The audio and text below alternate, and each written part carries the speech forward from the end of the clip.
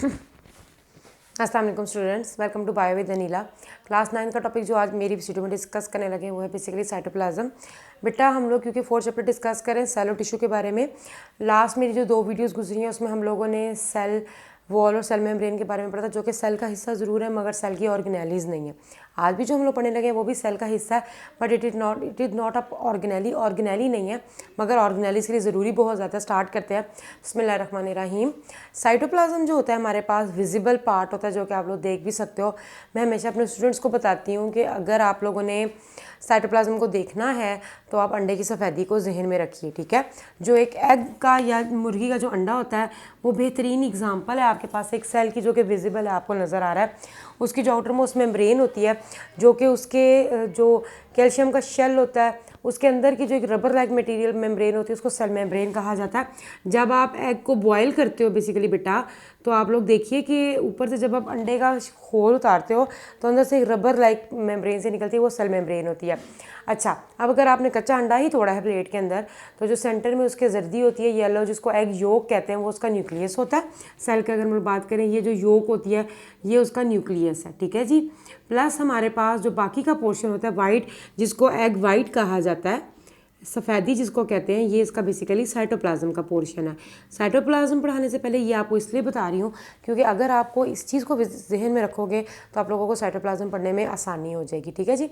Egg white जो अंडे की सफ़ेदी, जिसको एल्ब्यूमिन भी कहते हैं, साइटोप्लाज्म वो है। अब अंडे की सफ़ेदी देखिए आप कैसी होती है। आप जिस बर्तन में उसको तोड़ते हो तो वो देखो तो वो हल्की सी, जिस प्लेट में मिसाल के तौर पे अगर आपने उसको तोड़ा है तो उसके अंदर अगर कोई प्रिंट वगैरह तो वो आपको नज़र भी आ रहा होता है, ठीक है। हल्की सी गाढ़ी भी होती है और हल्की सी ट्रांसपेरेंट भी होती है। तो जो साइटोप्लाज्म होता है सेल का, ये बेसिकली क्या होता है, ये हमारे पास सेमी विस्कस और सेमी ट्रांसपेरेंट होता है।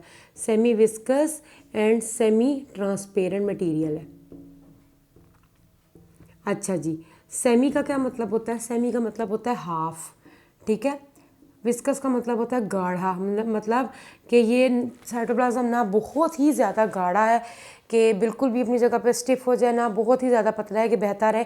सेमी विस्कस है। फिर वही बात दोबारा बता रही हूँ कि एग वाइट को आप अपने जहन में रखिए तो आप देखिएगा कि जो साइटोप्लाज्म होता है वो सेमी विस्कस होता है, ठीक है। एग वाइट भी ऐसी होती है ना कि जब आप तोड़ते हो तो वो बिल्कुल लिक्विडी सी भी नहीं होती, ना इतनी भी ज़्यादा नहीं, गाढ़ा नहीं होता, और सेमी ट्रांसपेरेंट होता है। सेमी का मतलब हाफ, ट्रांसपेरेंट का मतलब है कि थोड़ी गदली गदली सी होती है, ना बिल्कुल ट्रांसपेरेंट है ना ही बिल्कुल ओपेक है, बल्कि बीच वाला कंडीशन होती है। तो जो साइटोप्लाज्म होता है वो सेल का वो पार्ट होता है जो कि सेमी विस्कस और सेमी ट्रांसपेरेंट है। सेमी विस्कस का मतलब है कि कम गाढ़ा है, हमारे पास बहुत गाढ़ा नहीं है, ना ही बहुत ज़्यादा ट्रांसपेरेंट है। और साइटोप्लाज्म सेल का वो पार्ट है बेसिकली बच्चों, जिसमें कि हमारे पास क्या पाया जाता है, बहुत सारे मॉलिक्यूल्स पाए जाते हैं। अब चाहे वो हमारे पास बायो की लैंग्वेज में 2 तरह के मॉलिक्यूल्स हैं, ऑर्गेनिक और इनऑर्गेनिक मॉलिक्यूल्स, ठीक है ना बेसिकली। तो साइटोप्लाज्म जो होता है उसके अंदर हमारे पास 2 तरह के जो हैं वो मॉलिक्यूल्स जो होते हैं वो प्रेजेंट होते हैं। कौन कौन से मॉलिक्यूल्स होते हैं? Organic and inorganic. Organic molecules में हमारे पास आ जाते हैं जी कार्बोहाइड्रेट्स आ जाते हैं, जिनको कार्ब्स भी कहा जाता है, प्रोटीन्स आ जाते हैं, एंड लिपिड मॉलिक्यूल। बेटा 9th में आप लोग इसके बारे में तफसील से पढ़ोगे। कार्बोहाइड्रेट ये ऐसी चीज़ें जिनमें कि कार्बोहाइड्रेट होते हैं, जैसे कि गंदम हो गया, चावल हो गया, आलू हो गया, उसमें नशास्ता बहुत ज़्यादा होता है। उस तरह के मॉलिक्यूल्स अभी बताने का सिर्फ मकसद है कि ये वो मॉलिक्यूल्स हैं जो कि साइटोप्लाज्म के अंदर प्रेजेंट होते हैं। प्रोटीन्स होते हैं खाने की, अगर आप बात करो तो डाइट में गोश्त वगैरह जो दालें वगैरह होती हैं उनमें प्रोटीन होते हैं, लिपिड चिकनाई वाली चीज़ों को कहा जाता है। ये सारे ऑर्गेनिक मॉलिक्यूल्स होते हैं जिनमें कार्बन और हाइड्रोजन के बॉन्ड पाए जाते हैं, ठीक है। तो ये जो सेल का साइटोप्लाज्म है इसमें ऑर्गेनिक मॉलिक्यूल्स भी पाए जाते हैं और इनऑर्गेनिक मॉलिक्यूल में डिफरेंट तरह के सॉल्ट्स आ जाते हैं, जैसे कि सोडियम हो गया, पोटाशियम हो गया, इस तरह की चीज़ें जो हैं वो आ जाती हैं, ठीक है जी। सॉल्ट में फॉर एग्जांपल सोडियम क्लोराइड की एग्जांपल इस वजह से दे रही हूँ क्योंकि नमक या बेसिकली बेटा देखिए ह्यूमन बॉडी की अगर बात करो, इंसानी बॉडी जो है वो मिलियन ऑफ सेल से मिलकर बनी हुई है। हमारा जिस्म क्या सेल्स का मजमू है, ठीक है।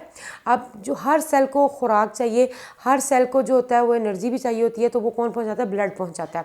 और ब्लड फिर उसके बाद वो जब ब्लड उस चीज़ को ले आता है तो लाने के बाद कहाँ? साइटोप्लाज्म में लाता है। फिर साइटोप्लाज्म से होकर ये सारी चीज़ें उस ऑर्गेनेली तक चली जाती हैं जहाँ पर उसकी ज़रूरत होती है, ठीक है। साइटोप्लाज्म जो है हमारे पास सेल का वो पार्ट है जो कि न्यूक्लियस और सेल मेम्ब्रेन के बीच में प्रेजेंट है, ठीक है। अगर ये न्यूक्लियस की बात की जाए, न्यूक्लियस की जो आउटर मोस्ट मेम्ब्रेन होती है उसको न्यूक्लियर मेम्ब्रेन कहा जाता है। न्यूक्लियर मेम्ब्रेन और सेल मेम्ब्रेन के बीच में जो एक लिक्विडी सा पोर्शन है इसको साइटोप्लाज्म कहा जाता है। ये सेमी विस्कस और सेमी ट्रांसपेरेंट मटेरियल होता है जिसमें हमारे पास क्या होता है, बहुत सारे मॉलिक्यूल्स होते हैं वो प्रेजेंट होते हैं, चाहे वो ऑर्गेनिक मॉलिक्यूल्स हो चाहे वो इनऑर्गेनिक हो।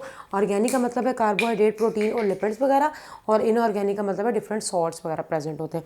ठीक है, तो बेटा अब हमारे पास क्या होगा, अब हम लोग जो पढ़ने लगे हैं, अब आगे देखने लगे साइटोप्लाज्म के फंक्शन क्या है साइटोप्लाज्म का बेसिकली। ये तो हम लोगों ने इसका स्ट्रक्चर डिस्कस किया।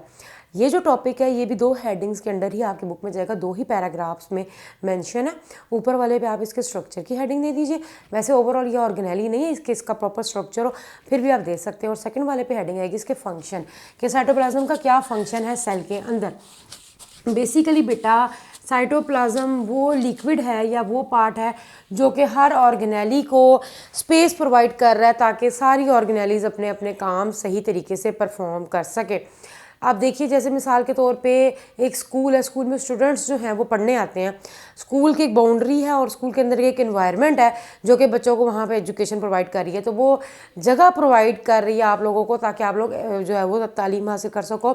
इसी तरह साइटोप्लाज्म वो लिक्विड या वो पोर्शन है जो हर ऑर्गेनेली को साइट प्रोवाइड कर रहा है ताकि तमाम ऑर्गेनेलीज अपने अपने काम सही तरीके से अंजाम दे सके।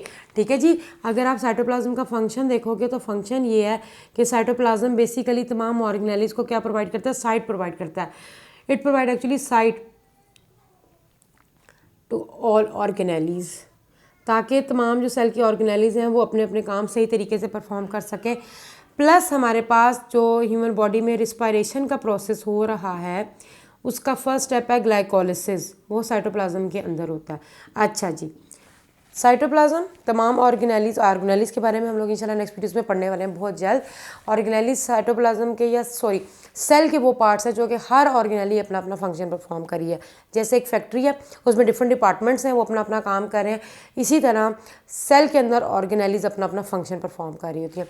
एक तो साइटोप्लाज्म क्या कर रहा है, उन तमाम ऑर्गेनेलीज को जगह प्रोवाइड कर रहा है कि वो अपने अपने काम करें, प्लस ह्यूमन बॉडी के अंदर रिस्पायरेशन हो रही है। रिस्पायरेशन का प्रोसेस क्या है, जिसमें कि ऑक्सीजन और ग्लूकोज जब आपस में रिएक्ट करते हैं तो कार्बन डाइऑक्साइड और वाटर जो है वो रिलीज़ होता है। रिस्पायरेशन क्या है हमारे पास बेसिकली कि ऑक्सीजन और ग्लूकोज जो होता है, अब ऑक्सीजन आप कहाँ से ले रहे हो, आपके सांस के ज़रिए। ग्लूकोज कहाँ से आ रहा है, जो आप खाना खाते हो, खाने जब आपका पूरा जब आप खाना बेसिकली बेटा खाते हो आपके स्टमक के बाद आपके इंटेस्टाइन में जाता है, आंतों में, और आंतों के बाद वो चीज़ जो होती है वो ब्रेक डाउन होने के बाद किसका हिस्सा बन जाती है, आपके ब्लड का। फिर ब्लड उसको हर सेल तक पहुंच जाता है और सेल में मौजूद होते हैं ऑर्गेनेली जो कि इसी ग्लूकोज की ब्रेक डाउन करेगी। जहाँ पे रिस्पायरेशन होती है वो कौन सी ऑर्गेनेली है, माइटोकॉन्ड्रिया, हम लोग पढ़ेंगे। तो हमारे पास क्या हो रहा है कि ऑक्सीजन और ग्लूकोज की मौजूदगी में कार्बन डाइऑक्साइड बनता है प्लस वाटर बनता है, प्लस असल में हम लोगों ने एनर्जी बनानी होती है एटीपी। एटीपी हमारी बॉडी में एनर्जी की फॉर्म है। ठीक है, तो जो रिस्पायरेशन है ओवरऑल ये प्रोसेस रिस्पायरेशन का है। मगर बेटा जो रिस्पायरेशन का प्रोसेस है उसका जो फर्स्ट स्टेप होता है उसको ग्लाइकोलिसिस कहा जाता है। वैसे तो आप जो रिस्पायरेशन का प्रोसेस है वो 10th में जाके पढ़ोगे और 9th में भी पढ़ोगे, हम लोग पढ़ेंगे रिस्पायरेशन पूरा के पूरा मैकेनिज्म भी आ जाता है इसमें। मगर बेसिकली बच्चों हमारे पास क्या होता है कि जो रिस्पायरेशन का प्रोसेस है उसका जो फर्स्ट स्टेप है ग्लाइकोलिसिस, जिसमें कि ग्लूकोज की ब्रेकडाउन होती है, वो साइटोप्लाज्म के अंदर होता है। साइटोप्लाज्म में जो रिस्पायरेशन का पहला स्टेप है glycolysis. What is glycolysis? Glycolysis is the first step of respiration. Glycolysis ये 2 वर्ड से निकला है, glyco mean glucose and lysis mean break down. Break down of glucose, glucose की ब्रेकडाउन होती है जिसको ग्लाइकोलिसिस कहा जाता है। ये रिस्पायरेशन का पहला स्टेप है और ये कहाँ पर होता है, साइटोप्लाज्म के अंदर। तो बाकी रिस्पायरेशन कहाँ पर होती है बेसिकली बेटा, बाकी रिस्पायरेशन सेल के अंदर एक और ऑर्गेनेली है जिसको कहा जाता है माइटोकॉन्ड्रिया। माइटोकॉन्ड्रिया हम लोग पढ़ेंगे इस ऑर्गेनेली के बारे में। रिस्पायरेशन का बाकी पूरा के पूरा प्रोसेस माइटोकॉन्ड्रिया के अंदर होता है, जिसके नतीजे में एट द एंड जो होता है वो एनर्जी जो होती है वो रिलीज़ होती है। तो जो साइटोप्लाज्म है वो एक तो तमाम ऑर्गेनेलीज को जगह प्रोवाइड कर रहा है कि वो अपने अपने फंक्शन सही तरीके से परफॉर्म कर सके, प्लस जो रिस्पायरेशन है जिसके ज़रिए एनर्जी बनती है ह्यूमन बॉडी में, उसका पहला स्टेप ग्लाइकोलिसिस है। Glyco mean glucose, lysis mean breakdown. The breakdown of glucose occur in cytoplasm.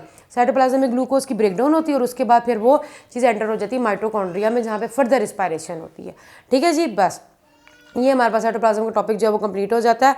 Cell के हम लोगों ने सेल वॉल डिस्कस कर लिए हुए, सेल मेम्ब्रेन, साइटोप्लाज्म, लास्ट जो है वो साइटोस्केलेटन रह जाता है। वो डिस्कस करने के बाद हम लोग फिर आ जाएंगे सेल की ऑर्गेनेलिज के ऊपर। वन बाय वन सारी ऑर्गेनेलिज जो है वो हम लोग इंशाल्लाह ताला कवर करेंगे। बेटा आज का हमारा यही टॉपिक था। आई होप कि आप लोगों को समझ आ गया होगा।